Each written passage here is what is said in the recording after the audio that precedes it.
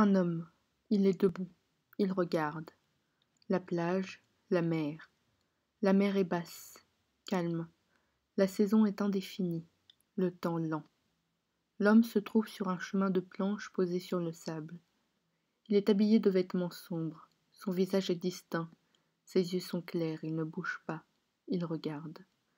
La mer, la plage, il y a des flaques, des surfaces d'eau calmes, isolées.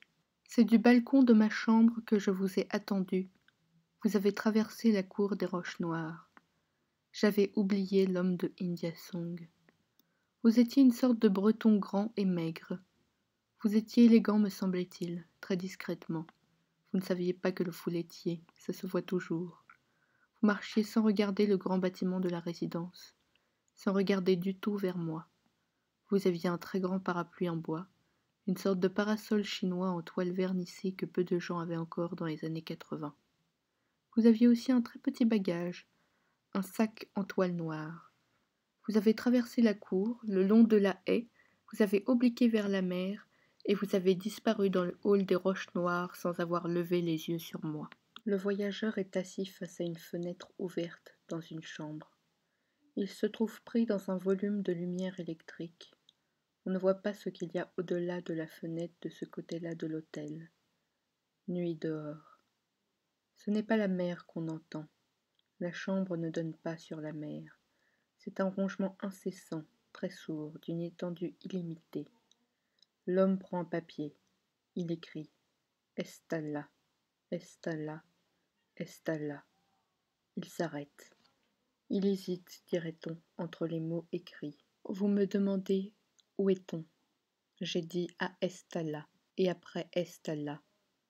J'ai dit qu'après Estalla, c'était encore Estalla. C'est là.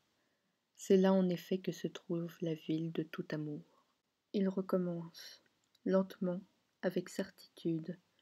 Il écrit Estalla, 14 septembre. Il souligne le premier mot, puis il écrit encore Ne venez plus, ce n'est plus la peine. Écrire, c'est aussi ne pas parler, c'est se taire, c'est hurler sans bruit. Il éloigne la lettre de lui, il se lève. Il fait quelques pas dans la chambre, il s'allonge sur son lit. C'est le voyageur, l'homme de l'hôtel. Il est allongé sur son lit dans le même volume de lumière électrique. Il se tourne du côté du mur, on ne voit plus son visage. Au loin, dans l'épaisseur du rongement, dans la matière noire, des sirènes de voitures de police traversent.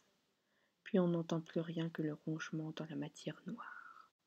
Un livre ouvert, c'est aussi la nuit.